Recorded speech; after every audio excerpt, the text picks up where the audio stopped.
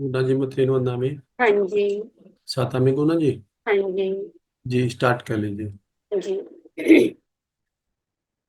नमो अरिहंताणं नमो सेव्हाणं नमो आयर्याणं नमो उवझायाणं नमो लोय सवसाहुणं नमो अरिहंताणं नमो सेव्हाणं नमो आयर्याणं नमो उवझायाणं नमो लोय सवसाहुणं नमो अरिहंताणं नमो सेव्हाणं नमो आयर्याणं नमो वज्रायाणं नमो लोय सब सावणं एस पंचन मुकारो सब पावपणासन मंगलानं च सावेसिं पढ़िमं हवै मंगलं मंगलानं च सावेसिं पढ़िमं हवै मंगलम्।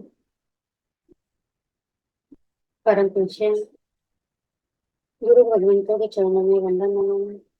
परम पूज्य गुरुदेव श्री जी के चरणों में वंदन नमन। ऑनलाइन कक्षा में उपस्थित पूज्य साधु संत जी को वंदन नमन।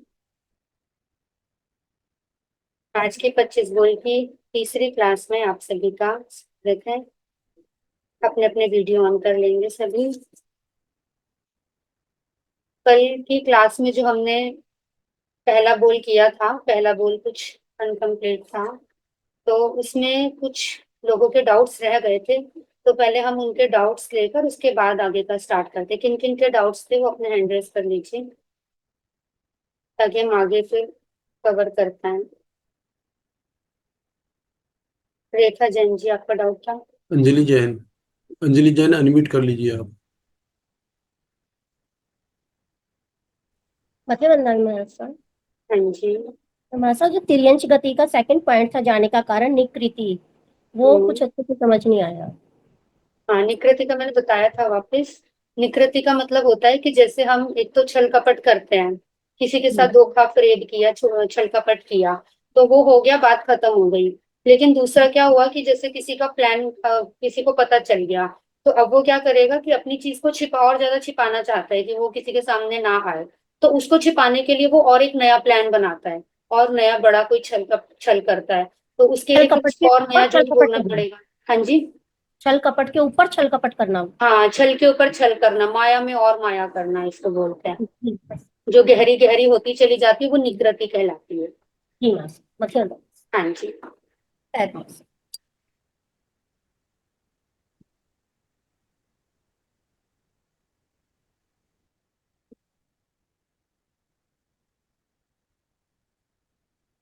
हाँ जी, रेखा जैन जी। जी गुन्नी जी, वो बस वो वीडियो उसी की पूछनी थी कर। वो गीतिका ने बात कर ली थी वीडियो की। अच्छा, हो गई हो गई, ठीक ठीक। ठीक। दीप्ति जैन जी। फतेहगंगा में भारत से। हाँ भारत जी। से जो हमने नरक गति के कल पढ़े थे कारण, उसमें आपने 7 कुव्यसन बताए थे। वो हाँ। नरक गति में ही आएंगे या किसी और गति के लिए भी तिर्यंच के? नहीं, मेन जो होता है ना, 7 कुव्यसनों के सेवन से नरक गति का ही बंद होता है। वो तो ये नरक महाराज जी, गति। उन हाँ चारों जी। में से कौन से कारण में ये 7 कुव्यसन आएंगे? जैसे हमने ये महारम, ये महापरिग्रह। ये अलग अलग में इंक्लूड होते हैं। जैसे मतलब क्या नाम, अपना शिकार खेलना हो गया या मांसाहार हो गया, ये हमारा आ गया इसके अंदर। क्या नाम आपका? पंचेंद्रिय वध। पंचेंद्रिय वध के अंदर आ गया, मांसाहार वाले में आ गया। और परिस्त्री गमन हो गया, वेश्यागमन हो गया, ये महा आरंभ के अंदर आ जाता है। मतलब ये ना, इसके अंदर वैसे चारों के अंदर हम करें तो इंक्लूड हो भी जाते हैं। और नहीं तो ये अपने आप से भी अलग से सातों चीजें आती हैं जो मतलब जैनियों के लिए तो त्याज्य ही हैं ये। और ये नरक बंध का ही कारण है, क्योंकि एक जो सामान्य जो मनुष्य होता है, ये उसके लिए भी करने योग्य नहीं है ये चीजें। तो ये अलग से ही 7 कुव्यसन आते हैं जो कि नरक बंध का कारण बनते हैं। जी बात। दीप्ति प्रीति जैन। जैन। मथुरा नाम है गुरु। हाँ जी। गुरु जी, आपने कल जैसे बताया था कि जो परमाधर्मिक देव होते हैं वो नारकी जीवों को दंड देते हैं। तो हम्म। उनके कर्म बंद नहीं होते फिर जो परमाधर्मिक देव होते हैं? उनके भी कर्म बंद होते हैं, उनको भी वापस फिर उसका फल मिलता है आगे जाकर। आगे और जाके क्या वो जैसे जो मतलब इस तरीके के बकरे वगैरह होते हैं जो जवान होकर फिर उनको कसाई मार देते हैं, जिनकी बलि दी जाती है, वो अक्सर जो परमाधर्मी देव होते हैं वो बनते हैं बाद में, त्रियंच बनते हैं, फिर उनको वैसे ही दुख भोगना पड़ता है, वैसे ही उनको भी मरना पड़ता है वापस। और क्या ये परमाधर्मी देव सम्यक दृष्टि हो सकते हैं? नहीं, बिल्कुल भी नहीं। सम्यक नहीं दृष्टि होते। जीव तो किसी को दुख देगा ही नहीं ना, हम्म। वो एकांत मिथ्या दृष्टि ही होते हैं। ओके, ठीक है, हाँ जी। बताइए। प्रीति जैन, प्रीति जी अगेन। मतीन मंदामी महाराज साहब, हाँ जी। आपने कल नरक गति में बताया था कि क्षेत्र के आधार पर तो अनंत दुख, अनंत भूख, अनंत प्यास और अनंत भोग होता है। एक परस्पर वेदना बताया था, इसका मीनिंग क्या होता है? और तीसरा क्या बताया था? तीसरा बताया था देवकृत वेदना, देवकृत में जो परमाधर्मी उनको दुख देते हैं। अच्छा, एक क्षेत्रकृत, एक परस्परकृत, एक देवकृत। और देवकृत। परस्परकृत का मतलब होता है कि आपस में जो नारकी जीव होते हैं ना उनका वैर होता है, जैसे सांप और नेवले का वैर होता है ना जन्मजात, ऐसे ही नारकियों का आपस में जन्मजात वैर होता है। वो एक नारकी दुखी होता है अपने दुख से, लेकिन दूसरे को देख के उसको और मतलब ना वो और और ज्यादा दुख होता है। इरिटेट हाँ होता हाँ। है और उसको दूसरे को दुख देता है। जैसे उनमें अपना हम्म, रूप बदलने की शक्ति होती है, तो उसने क्या किया, अपने शरीर से को जैसे तलवार बना लिया और जानबूझ के दूसरे के शरीर में घुस गए उसको दुख देने के लिए। तो वो हमेशा एक दूसरे से लड़ते भिड़ते रहते हैं, उसको परस्पर कृत वेदना बोलते हैं। और देवकृत वेदना क्या हुआ? जो परमाधर्मी देव की बात आई ना, दूसरी तीसरी नरक तक, तीसरी नरक तक परमाधर्मी देव होते हैं, वो भी नारकी जीवों को दुख देते हैं, उनके कर्मों के अनुसार वो देवकृत वेदना होती है। परमाधर्मी देव कौन हुए महाराज साहब? परमाधर्मी देव देव ही होते हैं वैसे तो, देवगति के ही जीव होते हैं, स्पेशल कैटेगरी होती है देवताओं की, बहुत निम्न श्रेणी के देव माना जाता है उनको। वो हम्म नरक मतलब जो पहली नरक है, पहली रतन प्रभा पृथ्वी है पहली नरक का नाम, वहां पर ही उनका एक स्पेशल जगह बनी हुई है। तो उस हम्म जगह पर वो परमाधर्मी देव रहते हैं, जिन्हें हम कहते हैं ना असुर कुमार देव, नाग कुमार देव, आपने कभी सुना हो तो वो असुर कुमार सुनैना देवों में ही कुमार। परमाधर्मी देव होते हैं, एक अच्छा। भवनपति देव होते हैं ये। तो सुना ये है मैंने। वहां ये नरक में जाकर फिर वहां उन प्राणियों को दुख देते हैं। वो भी आपस में एक दूसरे को देते हैं? कौन? जो देवता नहीं, परमाधर्मी देव होते हैं वो आपस में एक दूसरे को नहीं नहीं, देते हैं? वो आपस में नहीं देते, वो नारकियों को देते हैं दुख। नारकीय जीवों को। हाँ। बताइए वंदना। हाँ जी। प्रिया दोषी जी। बढ़िया नामी बाबू जी। हाँ जी। जी जैसे ये अब ये इसमें है कि मांस वगैरह वो जो करते हैं, जब ये जिसका बिजनेस रहता है जैसे मांस मच्छी बेचते हैं, तो उनका भी कर्म बंधन तो होता ही होगा ना? वही तो आया ना महा आरंभ वाले कार्य में, हाँ, उनका तो फिर उनका महाकर्म तो है। वो एक्चुअली वो फैमिली को चलाने के हिसाब से वो बिजनेस कर रहे हैं। तो ऑप्शन तो है ना, फैमिली को चलाने के लिए तो बहुत सारे ऑप्शन हैं, और भी बहुत तरीके के बिजनेस है दुनिया में, लेकिन वही वही क्यों चूज करना है हमें? अगर वो चूज किया है तो कर्म बंधन तो होगा ही होगा। वो अभी जैसे फैमिली से चलता है आ रहा है, वो बोलते हैं ना कि फैमिली से बाप दादा ने किया है तो आगे कोई चलाना है, वैसा। वो अपने ऐसे अशुभ कर्मों के कारण से ही ऐसे परिवार में उत्पन्न होते हैं, लेकिन अगर उनके शुभ कर्म होते हैं तो आगे के लिए उनका बंधन सही हो जाता है, तो उनको एक सही ट्रैक मिल जाती है। आपने कभी सुना होगा काल शौकरी कसाई का वर्णन, अगर तो उसका भी पूर्वजों से धंधा था, डेली के उनको 500 भैंसे मारने ही मारने हैं, उनका ये पैतृक धंधा था। 500 भैंसे डेली मारते ही मारते थे, चाहे कुछ भी हो जाए। लेकिन जो उसका बेटा था सुलस, सुलस को जब अभय कुमार, राजा श्रेणी के बेटे अभय कुमार की से साथ दोस्ती हुई, तो उसने उसको सही गलत का ज्ञान दिया, हिंसा हिंसा के बारे में समझाया। तो उसने सोचा कि चाहे कुछ भी हो जाए मैं ये व्यापार नहीं करूंगा। तो उसका जब पिता मरने लगा और उसको पगड़ी पहनाई जाने लगी, तो उसने मना कर दिया, मैं ये कार्य नहीं करूंगा। तो बहुत परिवार वालों ने कहा कि हम तुझे अपनी बिरादरी से निकाल देंगे, क्योंकि कसाई का बेटा था, बोला वो मुझे चलेगा, मुझे कुछ नहीं चाहिए, लेकिन मुझे ये काम नहीं करना। तो बाद में वो वहां से अलग हो गया अपनी पत्नी को लेकर, और आगे जाकर वही पुण्य श्रावक बना, जिसने अपने जीवन को कितना संयमित कर लिया था। वो पुण्य श्रावक था, तो वो जब समझ में आती है तो इंसान छोड़ देता है उस चीज को। ओके। हाँ जी।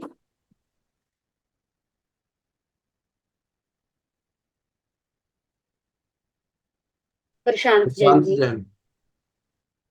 मथे वंदना बाबू जी। हाँ जी।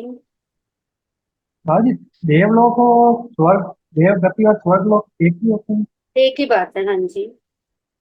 हमारे इसी तरह शास्त्रों में नरक, अक्सर देवगति शब्द कहा जाता है, और सनातन जगत में ज्यादातर स्वर्ग शब्द कहा जाता है। जैसे ही नरक और निगोद में क्या होता है? नहीं, नरक अलग है, निगोद अलग है। निगोद त्रियंच गति में आता है, और नरक तो नरक गति के अंदर आता है। निगोद तो अनंत अच्छा, कायिक जीव होते हैं, जो एक श्वास में 17.5 बार जन्म मरण जो कर रहे हैं, एक शरीर के अंदर अनंत अनंत जीव हैं जो, वो निगोद अलग होता है। अलग होते हैं, अच्छी बात। जी, हाँ जी। लेकिन नरक और निगोद इसलिए एक साथ कहा जाता है क्योंकि नरक भी अशुभतम कर्मों के बंधन के कारण मिलता है, और निगोद भी जिसके अशुभ से अशुभ कर्म है उसके बंधन के कारण निगोद मिलता है, इसलिए एक साथ कहा जाता है।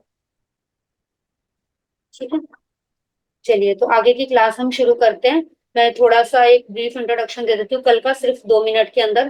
कल हमने जाना था कि पहला जो बोल है हमारा 25 बोल का, उसके अंदर 4 प्रकार की गतियां हैं: नरक गति, त्रियंच गति, मनुष्य गति और देव गति। नरक गति के अंदर जो बहुत दुख मिलता है वो नरक गति है, जिसमें बहुत सुख मिलता है वो देव गति है, और जिसके अंदर सुख और दुख कम, कुछ मात्रा में दुख होता है, कुछ मात्रा में सुख होता है, वो मनुष्य गति और त्रियंच गति होती है। सबको अपने अपने कर्मों के अनुसार ये गतियां मिलती हैं, और इन गतियों में जाने के अलग अलग कारण भी भगवान ने बताए। नरक गति में जाने के 4 कारण है: महाआरंभ यानी बहुत ज्यादा हिंसा के काम करना, महापरिग्रह यानी बहुत वस्तुओं का संग्रह करना, उसके लिए बहुत लालसा होना, अभिलाषा इच्छा होना, और तृष्णा का बहुत ज्यादा होना, पंचेंद्रिय प्राणियों का वध करना, और पूर्णिमाहार यानी मांसाहार का सेवन करना। ये पंचेंद्रिय का वध जो है, इसमें आपके मन में कई बार क्वेश्चन भी हो सकता है, आता हो कि जीव आत्मा तो सारी एक जैसी ही होती है, फिर यहाँ पर पंचेंद्रिय वध ही क्यों कहा गया है? एक इंद्रिय जो जीव है, जिसके पास एक इंद्रिय है, बेंद्रिय जीव है, वो सब एक जैसे हैं, लेकिन फिर भी पंचेंद्रिय वध नरक गति का कारण है। इसका मतलब क्या? और जो एक इंद्रिय, 2 इंद्रिय, 3 इंद्रिय, 4 इंद्रिय वाले हैं, उनका वध करने से क्या कर्म बंध नहीं होता, जो कि हमें नरक गति में सिर्फ पंचेंद्रिय वध कहा है? तो भगवान ने कहा कि जैसा कि चारों ही, चाहे 5 मतलब एक इंद्रिय हो, बेंद्रिय, तेंद्रिय, चौरेंद्रिय, पंचेंद्रिय, कोई भी जीव हो, सभी जीवों के अंदर आत्मा एक जैसी है, सभी को दुख सुख एक जैसा होता है। लेकिन जो पंचेंद्रिय जीव होता है वो विकसित प्राणी होता है। इसे हम शॉर्ट में समझे तो जैसे एक बच्चा है जो गर्भ अवस्था में है, गर्भ अवस्था में उसकी मृत्यु हो जाती है, माता को उसकी मृत्यु का दुख होता है, वो परेशान भी होती है, कुछ समय तक रोती भी है। लेकिन अगर वही 25 साल का किसी का बच्चा हो और उसकी मृत्यु हो जाए, तो माँ के लिए तो दोनों ही बच्चे एक जैसे हैं, चाहे गर्भ में मृत्यु हुई या 25 साल के बच्चे की हुई, लेकिन फिर भी दुख ज्यादा किसमें होगा? उसको, जो 25 साल का जवान उसकी मृत्यु हुई है उसको ज्यादा दुख होगा। तो इसका मतलब हम ये नहीं कह सकते कि माँ को अपने बच्चों में भेद था, एक से ज्यादा प्रेम था दूसरे से नहीं था, ऐसा नहीं है। बच्चे दोनों, उसके लिए दोनों ही एक जैसे, लेकिन एक अविकसित था, अभी हुआ भी नहीं था, उसके साथ उसकी ममता बहुत कम जुड़ी थी, और एक जो 25 साल तक उसने उसके लिए इतना कुछ किया, पढ़ाया लिखाया या जो भी किया, उसके साथ जितनी उसकी अटैचमेंट हो गई, उसके कारण उससे ज्यादा दुख होता है। इसी तरीके से एक जीव एक इंद्रिय है, उसके पास सिंगल इंद्रिय, एक ही सेंस मिली है उसे अभी, तो उसको भी, उसकी आत्मा को भी दुख उतना ही होगा, लेकिन अभी उसकी पुण्य की कमाई बहुत कम है। अगर एक इंद्रिय को किसी से मतलब मृत्यु भी हो गई, तो भी वो वापस से एक इंद्रिय बड़ी इजीली बन जाएगा, कुछ समय बाद 2 इंद्रिय भी बन जाएगा, 3 इंद्रिय भी। लेकिन इतने सारे पुण्य इकट्ठे कर करके बड़ी मुश्किलों से जाकर, जैसे वो बच्चा 25 साल की उम्र तक पढ़ लिख कर स्टैंड हुआ, वैसे ही एक प्राणी पंचेंद्रिय बना, कितने वर्षों की, कितने जन्मों की मेहनत के बाद, और तब जाकर हमने अगर उस पंचेंद्रिय की हत्या कर दी, तो अब क्या पता उसको वापस वो मौका कब मिले कब ना मिले, वापस से वो माँ 25 साल का बच्चा दोबारा से कैसे उसकी सारी तैयारी करेगी। तो इसीलिए पंचेंद्रिय वध को नरक गति का कारण बताया। बाकी क्या जो इंद्रिय वाले हैं उनका भी कर्म बंध है, पर वो नरक गति का कारण नहीं कहा है। एक तो ये रीजन होता है विकास का, और दूसरा कारण होता है कि अगर कोई जैसे मक्खी मच्छर है, या फिर कोई चींटी है, या फिर कोई वनस्पति आदि है, अगर उसकी हिंसा होती है हमसे, तो वो एक नॉर्मली भी हो सकती है, हाथ लग गया तो मच्छर मर गया, वैसे तो हमें जानबूझकर तो करनी ही नहीं चाहिए, अनजाने में हो गई या हुई तो एक नॉर्मली हमारा मतलब एक भाव होते हैं और वो हिंसा हो जाती है। लेकिन अगर कोई पंचेंद्रिय प्राणी है, कोई जैसे कसाई है, कोई बकरा वगैरह, इसकी हत्या कर रहे हैं, या कोई किसी को शूट कर रहा है, किसी को मार रहा है, तो उस टाइम पर मारते हुए आप कभी भी सोच कर भी देखना कि अब हम जैसे कोई है व्यक्ति, वो चाहकर भी किसी पंचेंद्रिय की हत्या नहीं कर सकता, क्योंकि उसके लिए उतने क्रूर भाव चाहिए होते हैं। हम बड़े पोलाइटली किसी की हत्या नहीं कर सकते जब तक हमारे अंदर क्रूरता के भाव ना हो। तो छल कपट करना, निकृति आया था कि और ज्यादा गूढ़ माया करना, माया के अंदर माया करना। उसके बाद अलीक वचन यानी झूठ बोलना, और चौथा आया था हमारा पूर्व तोल माप यानी माप तोल में हेरा फेरी करना। उसके बाद मनुष्य गति बंध के 4 कारण, सरलता यानी कि इनोसेंट होना, बिल्कुल अंदर मन वचन काया एक जैसा होना, अंदर से किसी के लिए छल का भाव ना होना, नम्रता यानी पोलाइट नेचर हो, विनय का स्वभाव हो, सबके आगे झुक के रहने का, सबका सम्मान करने का, ऐसा हमारा नेचर हो, अनुकंपा यानी हर प्राणी हर जीव के प्रति मन में करुणा का, दया का, प्रेम का भाव होना, और अमात्सर्य यानी कि ईर्ष्या से रहित होना, किसी से जेलसी ना करना, अपने आप को आगे बढ़ाने की सोच रखें, दूसरे को नीचे गिराने की सोच हम कभी ना रखें। तो वो होता है हमारा ईर्ष्या रहित स्वभाव, जो मनुष्य गति मंद का कारण है। इसके बाद आता है चौथी गति यानी देव गति। देव गति में जाने के भी 4 कारण भगवान ने फरमाए। स्थानांक सूत्र के अंदर ये कारण आता है, किसी को अगर नोट करना हो तो कर सकते हैं। जीव अपने शुभ कर्मों का सुख भोगने के लिए देवता के रूप में जन्म लेते हैं। पहला आता है इसका कारण, सराग संयम का पालन करना। सराग संयम, संयम के पालन का मतलब है जिसने 5 महाव्रत धारण किए हैं, जिसने अपने जीवन में लिमिटेशंस की हैं, जिसने अपने जीवन में मर्यादा की है, यानी जो साधु साध्वी बने हैं, दीक्षा जिन्होंने ली है, वो संयम का पालन होता है। अब जैसे कि हम कहते हैं कि कोई दीक्षा ले रहा है तो इसका मतलब वो मोक्ष प्राप्ति के लिए दीक्षा ले रहा है, संयम का फल मोक्ष की प्राप्ति है। लेकिन कई बार क्या होता है कि संयम तो उसने ले लिया, अब जैसे 5वां आ रहा है इस समय पर, वो इतनी वीतरागता प्रकट नहीं कर सकता, यानी कि अपने राग द्वेष कषाय को पूरी तरह से खत्म नहीं कर सकता जिससे कि उसे मोक्ष की प्राप्ति हो जाए। जब तक उसको ऐसी वीतरागता प्रकट नहीं होती जो कि वो मोक्ष पाले, कषाय है, राग है, द्वेष है, थोड़ा सा भी अगर अंश मात्र भी बचा है, कुछ अंश में है, कुछ मतलब बहुत थोड़ा सा भी अगर है, तो वो उसका संयम कहलाता है सराग संयम। सराग संयम, सराग संयम का मतलब ये नहीं है कि संयम ले लिया और वो रागी बना हुआ है, ऐसा नहीं है, लेकिन अभी पूरा वीतरागी नहीं हुआ। जब तक अरिहंत नहीं हुआ तब तक वो सराग संयमी कहलाएगा। और अगर अरिहंत होकर फिर वो फिर उसका मतलब जीवन पूरा होता है तो वो मोक्ष में ही जाएगा। लेकिन अरिहंत अवस्था प्रकट होने से पहले, केवल ज्ञान होने से पहले यदि उसकी आयुष्य पूरी होती है तो वो संयमी जीव देवलोक को प्राप्त करता है। सराग संयम, ठीक है। यो जैसे हम इसे ऐसे समझ सकते हैं, मान लो कोई दुकानदार है, तो अब वो जो दुकानदार है मतलब उसके पास स्टेशनरी का सारा सामान है, स्टेशनरी की शॉप है। अब स्टेशनरी की शॉप पर आप जाओगे तो आपको स्टेशनरी का सब कुछ सामान मिलेगा, लेकिन कई बार क्या होता है छोटा मोटा सा ब्यूटिशियन का प्रोडक्ट भी वो अपनी दुकान पे रख लेता है कि अगर कोई ऐसा आता है तो मैं उसको छोटी मोटी कोई चीज दे दूंगा। लेकिन अब आप उसको क्या स्टेशनरी की शॉप बोलोगे या फिर ब्यूटिशियन की शॉप बोलोगे? आप उसे कहोगे तो स्टेशनरी वाली ही ना, क्योंकि कुछ चीजें उसके पास ब्यूटिशियन की भी हैं, लेकिन कहलाने में वो स्टेशनरी वाला ही आएगा। इसी तरीके से जो साधु साध्वी हैं, वो उनका जो प्रयास रहता है वो तो रहता है कि हम वीतरागी हो जाएं, हम अपने कषाय खत्म कर दे, राग द्वेष खत्म कर दे। लेकिन अभी कुछ अंश में, जैसे उसके पास ब्यूटिशियन के प्रोडक्ट्स हैं, वैसे ही कुछ अंश में इन साधु साध्वी के पास भी अगर कषाय है, राग द्वेष है, तो वो सराग संयमी कहलाते हैं। ठीक है, तो वो सराग संयम का पालन से देवलोक की प्राप्ति होती है। दूसरा आता है संयमा संयम, यानी संयम भी असंयम भी। जैसे श्रावक है, गृहस्थ है, जिसने श्रावक के व्रत अंगीकार किए, जितनी मात्रा में उसने श्रावक के व्रत लिए उतनी मात्रा में वो संयमी है। संयम यानी लिमिटेशन, लिमिटेशंस करना, मर्यादा करना। और जितनी मात्रा में वो खुला है, खुला का मतलब उसने लिमिटेशंस नहीं की, अगार रखा हुआ है जितनी चीजों का, उतनी मात्रा में वो असंयमी है। तो दोनों चीजें हो गई ना, संयम भी और असंयम भी। तो गृहस्थ को कहते हैं संयमा संयमी। संयमा संयम यानी जो भी श्रावक व्रत भी अंगीकार करते हैं तो उसके फलस्वरूप भी वो देवलोक को प्राप्त करते हैं। अब अंतर इतना आ जाता है कि श्रावक जैसे है, अब कोई भी श्रावक है वो कितनी भी उत्कृष्ट से उत्कृष्ट क्रिया कर ले, वो मैक्सिमम 12वें देवलोक तक जा सकता है, क्योंकि असंयम में तो रहेगा ही ना कुछ भी, तो उसके फल से वो ज्यादा ऊपर तक नहीं जा सकता, 12वें देवलोक तक जा सकता है। कोई त्रियंच है, त्रियंच भी अपनी लिमिटेशंस कर सकता है अगर उसको ज्ञान हो जाए तो, लेकिन वो 8वें देवलोक तक जा सकता है। और अगर मनुष्य है तो मनुष्य तो 26वें देवलोक तक भी जा सकता है। टोटल 26 देवलोक होते हैं। तो ये हुआ संयमा संयम। तीसरा आता है अकाम निर्जरा। अकाम निर्जरा, अकाम निर्जरा का मतलब होता है काम यानी इच्छा, काम का मतलब होता है इच्छा।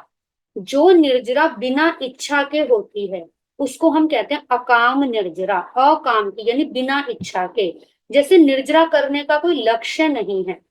अब जैसे ये पेड़ पौधे हैं लगा लो, या फिर कोई त्रियंच प्राणी है, या फिर कोई ऐसा मनुष्य है जिसको भूख प्यास सर्दी गर्मी सहन करनी पड़ रही है, उसके पास इतनी सुविधाएं नहीं है कि वो मतलब उससे बच सके। कोई सड़क पर है, कोई झुग्गी झोपड़ी में, वो बेचारे सहन कर रहे हैं।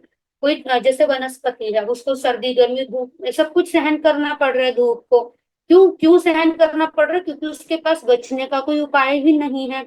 लेकिन अब वो भूख सहन करने मात्र से वो तपस्वी तो नहीं हुआ ना, तपस्या तो नहीं की उसने। तपस्वी तो हम उसे कहेंगे जो जानबूझकर तप करेगा, लेकिन मजबूरी में उसे वो चीजें सहन करनी पड़ रही है, सहन कर रहा है। लेकिन सहन करते हुए उसके मन में कोई द्वेष का भाव नहीं है, उसके मन में ऐसा नहीं है हाय हाय मुझे ये मिल जाए वो मिल जाए। वो बड़ी शांति के साथ सहन कर रहा है कि ठीक है समय निकल जाएगा। कोई बीमार है, रोगी है, एक तो रोगी हाय हाय करके पूरा दिन चिल्ला रहा है, और एक है कि चलो ठीक है होंगे मेरे कोई कर्म आ गए, आराम से अपनी बीमारी को दुख को वेदना को सहन कर रहा है। तो वो निर्जरा के लक्ष्य से सहन नहीं कर रहा, लेकिन फिर भी उसको सहन करने से निर्जरा हो रही है, तो उसको हम कहते हैं अकाम निर्जरा।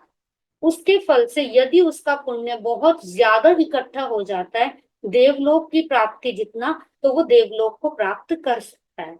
निर्जरा की कामना ना होते हुए भी स्वाभाविक रूप से कर्म की निर्जरा होना। लेकिन इसमें ये चीज ध्यान रखना, इसका मतलब ये नहीं है कि जितने भी लोगों को कुछ नहीं मिल रहा तो सबकी काम निर्जरा हो रही है।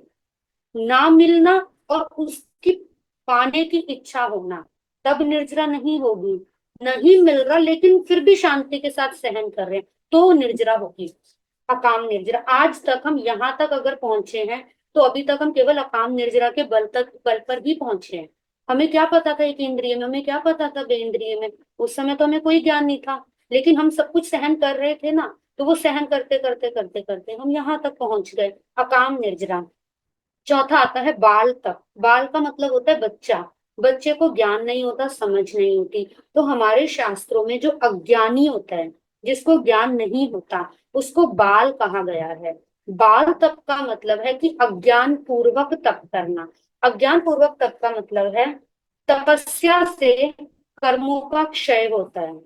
तपस्या वो होती है जिसके कारण से किसी और जीवों को दुख ना हो और मैं अपने ऊपर सेल्फ कंट्रोल कर सकूं, लेकिन मेरे कारण किसी और को तकलीफ नहीं होनी चाहिए, वो तपस्या है। जो ऐसा जैसे पंचांगनी तप कर रहे हैं, अब पंचांगनी तप का मतलब क्या, वो पांचों तरफ अग्नि है, ऊपर सूरज तप रहा है, चारों तरफ अग्नि जला रखी है। अब कहने में तो बहुत बड़ी तपस्या कर रहे हैं, अपने शरीर को तपा रहे हैं, अपने शरीर को तपा तो रहे हैं, लेकिन जो उन्होंने अग्नि जलाई है उस अग्नि के अंदर क्या हो रहा है, असंख्य जीवों की हिंसा और अनंत जीवों की हिंसा, तो उसके कारण से उन जीवों को परेशानी हो रही है। तो वो ज्ञान पूर्वक तप नहीं कहा जा सकता। अब जैसे कई बार हमारे शास्त्रों में भी आता है कि कुछ ऐसे तापस होते थे जिन्होंने कोई पारना करना है तपस्या का, तो वो 21 बार उनको धोएंगे करेंगे, तो वो पानी का इतना ज्यादा प्रयोग, लगातार पानी पानी, उनको पानी के अंदर स्नान करना, ये जितनी प्रकार की आप मतलब सुनते होंगे ना, बहुत सारी इस प्रकार की तपस्याएं आती हैं, तो वो ज्ञान पूर्वक नहीं होती, उसमें उतनी जल की विराधना है, उतने जीवों की विराधना है, तो वो अज्ञान तप कहलाता है। प्लस जैसे किसी ने किसी लालच से तप किया, अगर मैं तप करूंगा तो मेरा मान सम्मान बढ़ेगा, अगर मैं 28 करूंगा तो मुझे बहुत सारे गिफ्ट्स मिलेंगे, मेरे लिए बड़ा समारोह रखा जाएगा, इस तरीके की भावना के साथ भी अगर कोई तप करता है तो वो बाल तप कहलाता है। उससे कुछ शुभ कर्मों का बंधन होता है, उसके कारण से उसको कुछ देवगति की प्राप्ति हो जाती है। मतलब निम्न श्रेणी के देव, ज्यादा ऊंचे देवलोक तक वो नहीं जा सकते, उसको कहते हैं बाल तप। ये चार कारण: राग संयम, संयम संयम, बाल तप और अकाम निर्जरा। अब इसके अंदर कुछ मतलब चार चीजें एक और आई हैं: दुर्गतियां और सुगतियां। इन चार गतियों में डिवीजन आया कि दुर्गति भी है और सुगति भी है। जैसे हम जनरल तो क्या बोलते हैं, नरक गति और त्रियंच गति दुर्गति है, देवगति और मनुष्य गति सुगति है। लेकिन हमारे शास्त्रों में स्थानांग सूत्र में 4 सुगति आई और 4 दुर्गति आई।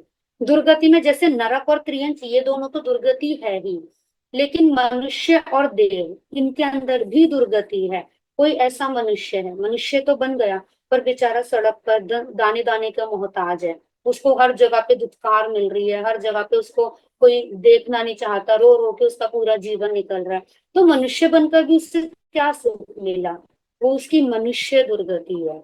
देवता भी कुछ ऐसे होते हैं जो देव तो बन जाते हैं, लेकिन ऐसे देव होते हैं जो कि किलविशी देव कहे जाते हैं, जिनका मुंह भी काला होता है और जिनको हर जगह पर मतलब दुत्कारा जाता है। जैसे यहाँ पर कोई जमादार है, इस तरीके से उनकी वहां पर वैल्यू होती है। अगर वो कहीं पे किसी को कुछ कहते हैं तो उनको मतलब बहुत गंदा उनके साथ बिहेव किया जाता है। तो वो देव तो बन गए पर उनको साफ सफाई का काम मिल रहा है, उनको बड़े देवों के अंडर में सब कुछ करना पड़ रहा है, उनके आगे के अनुसार चलना पड़ रहा है, उनका वाहन, उनकी सवारी बनना पड़ रहा है। ऐसे भी देव होते हैं, उसको कहा जाता है देव दुर्गति।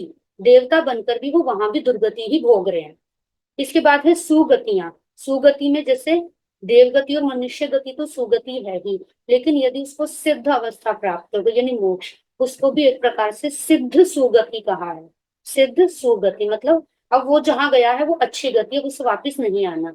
और चौथा होता है सुकुल उत्पत्ति, यानी अच्छे कुल में उत्पन्न होना। जैसा भी आपने कहा ना कि वो तो उसे जन्म जाति ऐसा वो वंश मिला है जहां उसे ये काम करना ही पड़ेगा, तो वो उसका दुर्भाग्य है। मनुष्य बना पर दुर्गति में गया वो, तब भी उसकी दुर्गति हो रही है। लेकिन मनुष्य बनकर भी उसको अच्छे कुल की प्राप्ति होना, जहां पर वो धर्म ध्यान कर सकता है, जहां उसे हर प्रकार की सुविधा मिल रही है, तो वो कहलाता है सुकुल उत्पत्ति। इसको सुगतियां कहा है। ये आया हमारा पहले बोल के अंदर 4 प्रकार की गति। इसके बाद आता है दूसरा बोल। दूसरा बोल जाति 5, 5 प्रकार की जाति। स्लाइड चेंज कर दीजिए। 5 प्रकार की जाति। जाति का मतलब होता है जाति जैसे आप लोग समझते हैं वो वाली जाति यहाँ पर नहीं है। यहाँ पर जाति का मतलब है कि एक विशेष प्रकार के वर्ग का विशेष प्रकार का वर्ग। विशेष प्रकार का वर्ग का मतलब हुआ कि जैसे इंद्रियां हैं, हमारा जैसे जैसे विकास होता जाता है, विकास होने के बाद हमें एक एक इंद्रिय और मिलती चली जाती है, एक एक सेंसेस, जैसे हम कहते हैं ना 5 सेंसेस होती हैं, तो इसको 5 ऑर्गन्स भी आप कह सकते हो। तो वो हमें मिलते जाते हैं जैसे जैसे हम पुण्य इकट्ठा करते जाते हैं, पुण्य का बैलेंस हमारा बढ़ता जाता है, वैसे वैसे ये हमें मिलते हैं। तो जो जिसको जितनी इंद्रिय प्राप्त हुई है उसका एक विशेष वर्ग बन गया कि ये इस वर्ग का व्यक्ति है। इस जितने जीवों के पास एक इंद्रिय है वो एक जाति हो गई, एक इंद्रिय। जितनों के पास 2 इंद्रिय है वो 2 इंद्रिय जाति हो गई। मतलब उसको डिवाइड कर दिया। अभी तो हमने गतियों के आधार पर डिवाइड किया, दूसरे बोल में हमने उसको इंद्रियों के आधार पर उनका वर्गीकरण किया, इंद्रियों के आधार पर डिवाइड किया। उसको कहते हैं 5 जातियां। पहला एक इंद्रिय जाति यानी 1 ऑर्गन स्किन, जिसके पास केवल स्किन है, जिसके पास केवल स्पर्श इंद्रिय है। वो हम आगे 5 इंद्रियों में और पढ़ेंगे। स्किन है, कोई भी जीव हो, एक इंद्रिय के बिना कोई भी जीव नहीं हो सकता। एक इंद्रिय हर प्राणी के पास होगी ही होगी। और ये भी नहीं है कि एक इंद्रिय है तो कोई सी भी एक इंद्रिय हो, केवल आंख है किसी के पास, ऐसा पॉसिबल है क्या? पॉसिबल नहीं है, क्योंकि आंख किसके ऊपर होगी, शरीर तो चाहिएगा ही ना सबसे पहले। तो अगर उसे एक इंद्रिय मिल रही है इसका मतलब उसके पास केवल शरीर है, उसके पास केवल स्किन है, बॉडी है उसके पास, चाहे वो कोई भी प्राणी हो। अब जैसे एक इंद्रिय के अंदर आते जब तो स्क्रीन पे पिक्चर दिख रही है, जैसे ये हमारे पेड़ हैं, पेड़ पौधे हो गए, जल के जीव हो गए, अग्नि का जीव हो गए, पृथ्वी पानी अग्नि, हवा का जीव हो गए, वायु और वनस्पति। ये जितने भी होते हैं इनके आपने कभी देखी आंख कान नाक बने हुए हो? इनके आंख कान नाक तो कुछ नहीं होते ना। चाहे पृथ्वी का हो, चाहे पानी का हो, चाहे अग्नि का हो, चाहे वनस्पति पेड़ पौधे हो, इनके आंख कान नख नहीं होते, लेकिन इनके पास बॉडी होती है, सिंगल बॉडी। तो वो जो सिंगल बॉडी होती है, ये सभी एक इंद्रिय जीव कहलाते हैं, यानी जिनके पास एक इंद्रिय है। सेकंड होते हैं, जब स्किन के साथ उनके थोड़े से पुण्य और इकट्ठे हुए, तो स्किन के साथ उनको टंग भी मिल गई, यानी कि उनको रसना इंद्रिय की प्राप्ति होगी, उनको जीभ मिल गई। जैसे पहले केवल शरीर था, अब वो जो भी लेते थे शरीर से लेते थे। अब पौधे हैं, पौधे अपना आहार कैसे लेते हैं? शरीर से ही लेते हैं। चाहे उनको जड़ों से पानी मिला, चाहे उनको हवा मिली, चाहे धूप मिली, उनका आहार यही है। पर एक टाइम के बाद उस जीव को ये इच्छा होने लगती है, या उसको ये जरूरत महसूस होती है कि अब मुझे भी आहार मुंह से लेना है, जैसे बाकी सब जीव ले रहे हैं। ये समझने के लिए कि हमारा विकास कैसे होता है, उसको इच्छा हुई कि मुझे सब जीवों की तरह मुंह से आहार लेना है, तो उनको सेकंड टाइम पे मुख की प्राप्ति होती है, मुंह मिलता है उनको खाने के लिए, रसना यानी जीभ मिलती है उनको। तो वो बनते हैं बेंद्रिय जीव। बेंद्रिय जीव होते हैं जैसे सीप हो गई, शंख हो गई, जोंक, ये जितने ये इसमें समुद्र में होते हैं ना शेल्स वगैरह, ये सब बेंद्रिय जीव होते हैं। बेंद्रिय शेल जो है वो तो बेंद्रिय है, उसके अंदर जो मोती है, मोती एक इंद्रिय है, क्योंकि मोती जो है वो मेटल्स में आ जाता है। जितने प्रकार के मेटल्स होते हैं वो सब एक इंद्रिय होते हैं। मेटल्स जब तक खदान में है, जैसे सोना है, चांदी है, हीरा है, वो सब खदान में है, तब तक वो सचित्त है, वो एक इंद्रिय है। लेकिन जब बाहर निकालते तो उसको तराशा जाता है, तो बाद में वो अजीव बन जाते हैं, निर्जीव हो जाते हैं। तो ये सीप, शंख, शेल्स वगैरह ये सब हो गए हमारे दो इंद्रिय वाले। अब इनको मुख की प्राप्ति हो गई, अब ये मिट्टी खा रहे हैं, ये पानी पी रहे हैं, ये मुंह से आहार ले रहे हैं, हमें भले ही ना दिखे लेकिन वो लेते हैं। देखोगे ना अपने शेल्स भी सी में बड़े बड़े होते जाते हैं, धीरे धीरे बड़े हो जाते हैं, उनका आकार बढ़ता है। वो जैसे जैसे आहार करते हैं वैसे वैसे वो बढ़ते हैं। जैसे एक वो होता है गंडोया, केंचुआ, जैसे आपने सुना होगा मिट्टी में होता है, जब बरसात के दिनों में बाहर निकलता है, वो मिट्टी से ही वो अपना शरीर बढ़ाता है, उसे केंचुआ भी बोलते हैं, गंडोया भी बोलते हैं। वो अपना मतलब छोटा भी बन जाता है, बड़ा भी हो जाता है वो। अगर वो छोटा होता है तो सिमटते सिमटते मोटा हो जाता है, कभी किसी ने देखा हो तो। बरसात के दिनों में बाहर निकलता है, मिट्टी, पार्क की मिट्टी जो होती है उसमें बहुत होते हैं वो। तो वो भी पेंट होता है, उसके पास केवल मुंह मुंह होता है, और मुंह से मिट्टी मिट्टी मिट्टी मिट्टी खाता रहता है वो। तो ये बेइंद्रिय जीव, अब उसको खाने को तो मिल गया, लेकिन अब उसे ये नहीं पता कि क्या अच्छा है क्या बुरा है, वो केवल खाता जा रहा है। तो इसीलिए अब उसको ऐसी इच्छा होती है कि अब मुझे कुछ ऐसी चीज की प्राप्ति हो जिससे मुझे पता चले कि सही क्या है और गलत क्या है। तब उसको जाकर तीसरी इंद्रिय मिलती है, यानी तीसरी इंद्रिय उसको मिलती है नासिका, नोज मिलती है। स्किन, टंग और नोज, थर्ड प्लस हो गई इसमें, वो तो रहेगी रहेगी लेकिन थर्ड भी उसमें प्लस हो गई।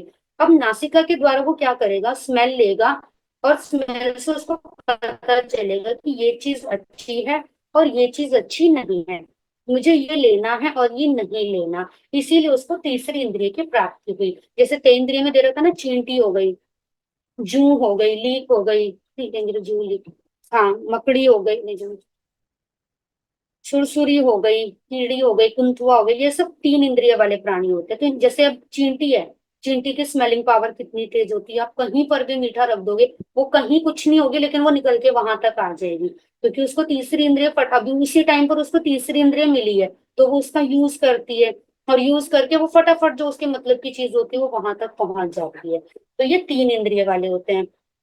अब उसको वो मिल गई, लेकिन अब वो क्या करती है, जैसे चींटी है, अब वो चलती जा रही है, चलती जा रही है, वो अंदाजे से चल रही है, उसकी एक अंदर की इंट्यूशन पावर ये काम कर रही है कि मुझे इस रास्ते पर जाना है, या ये कहूँ कि उसको पावर ऐसी मिली है, और उसको दिखाई तो कुछ नहीं दे रहा। कई बार वो दीवार से भी टकरा जाती है, दीवार से टकराती है, वापस मुड़ती है, वापस मुड़ती है, फिर अपने रास्ते पर जाती है। तो अब उसको जरूरत है कि जब वो अपना आहार लेने के लिए किसी रास्ते पर जा रहे हैं, तो अब उसको कोई ऐसा साधन मिले जिसके माध्यम से वो देख सके कि मुझे किस रास्ते पर जाना है, कहाँ जाना है, कहाँ नहीं जाना। तब जाकर उसको फोर्थ इंद्रिय मिलती है, आईज, यानी कि आंख मिलती है।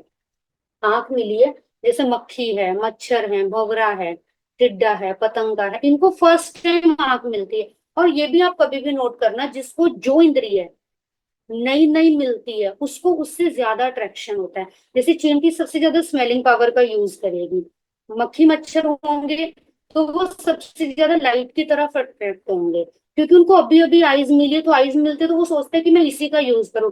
जैसे कोई बच्चा है ना, बच्चा जब चलना सीखता है तो सबसे पहले वो उसे कितना भी आप रोकोगे वो भागेगा भागेगा, क्योंकि वो नया नया चलना सीखा है। आप उसको रोक नहीं सकते उस टाइम पर। जब वो बैठना सीखता है तो वो बार बार बैठने की कोशिश करता है, वो खड़े होना सीखता है तो जो चीज नहीं मिलती है हम उसका ज्यादा से ज्यादा यूज करते हैं। इसी तरीके से जिस जीव को जो इंद्रिय मिलती है वो उसका ज्यादा यूज करता है। तो चौथी इंद्रिय हो गई आईज, मतलब आंख। तो वो मिलती है मक्खी, मच्छर, भंवरी, भंवरा, टिड्डा, पतंगा, बिच्छू। ये सब चार इंद्रिय वाले प्राणी होते हैं, इनके पास आंख आती है।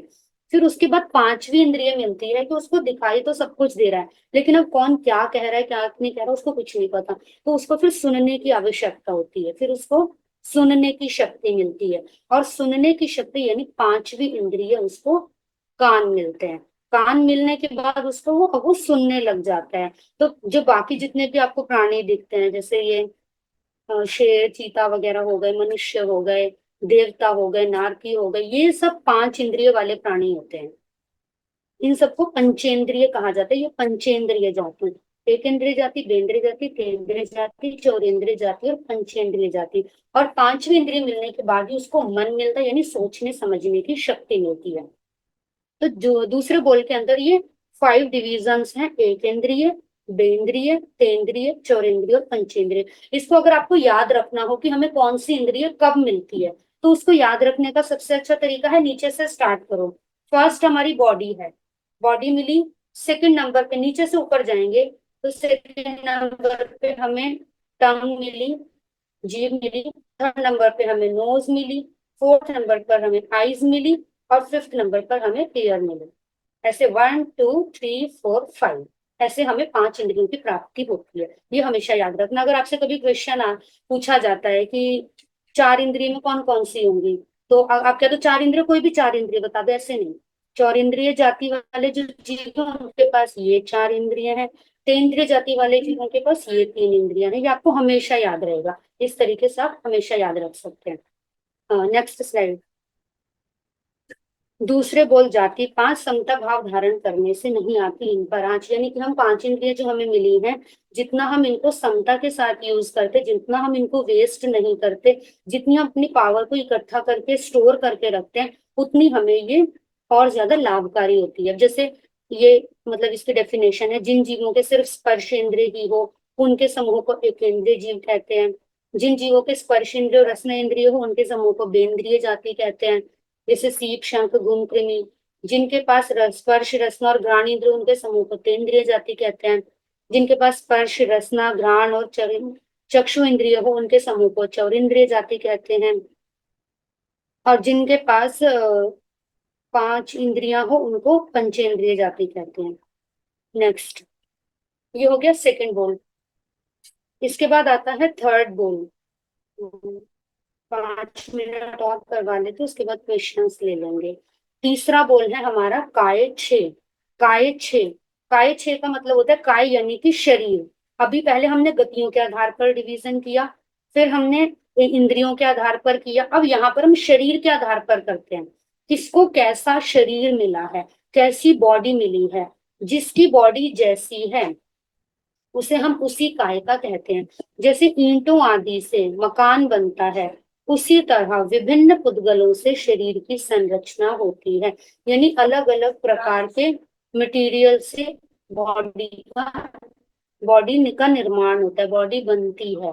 तो जो मटेरियल यूज हुआ है उस बॉडी को बनाने में हम उसे उसी काय का कहते हैं। जैसे कोई सोने का हार है तो आप उसको क्या बोलोगे, ये तो मेरा गोल्डन नेकलेस है। कोई हीरे से बना है तो आप उसको बोलोगे ये मेरा डायमंड नेकलेस है। कोई चांदी का है तो आप उसको बोलोगे सिल्वर है। तो उसकी जैसी बॉडी होगी आप उसको उसी का नाम दोगे। इसी तरीके से जिस जीव को जैसा शरीर मिलता है हम उसे उसी काय का कहते हैं। काय यानी बॉडी। टाइप्स ऑफ बॉडी, जैसे पृथ्वी काय हो गई। ये 6 प्रकार के काय होते हैं। पृथ्वी काय, अप काय, तेउ काय, वायु काय, वनस्पति काय और त्रस काय। पृथ्वी काय अर्थ रिलेटेड बॉडीज। अर्थ यानी कि पृथ्वी, मिट्टी, जितने भी प्रकार के मेटल्स हैं, जितनी भी प्रकार की मिट्टी है पहाड़ हो गए, ये चट्टाने हो गई, आपने कभी सुना होगा चट्टाने भी बढ़ती हैं, चट्टानों का भी साइज बढ़ता जाता है। जमीन के नीचे जितनी भी प्रकार की मिट्टी है वो सब भी सचित्र होती है, जिसे हम पृथ्वी काय कहते हैं। पृथ्वी का यानी अर्थ रिलेटेड जितनी भी हो गई। अपकाय, अप का मतलब होता है जल यानी पानी। जो पानी है वो अपने आप में जीव है। पानी ही जिसका शरीर है उसको हम अपकाय कहते हैं। जल ही जिसका शरीर है उसे हम जल काय कहते हैं। मेन जो इसका नाम है वो अपकाय है, वाटर बॉडीज। अब जैसे आपने सुना होगा कैप्टन स्कॉर्सबी ने, एक साइंटिस्ट हुए कैप्टन स्कॉर्सबी, उन्होंने पानी की एक बूंद के अंदर 36,450 चलते फिरते जीव देखे। कैप्टन स्कॉर्सबी ने, भगवान ने कहा कि पानी की एक बूंद में असंख्य जीव होते हैं, लेकिन उन्होंने अपने मतलब उन्होंने अपने उसके द्वारा देखा कि एक बूंद में उन्हें 36,450 चलते फिरते जीव दिखाई दिए। वो जीव दिखाई दिए, वो जल काय के जीव नहीं कहलाएंगे।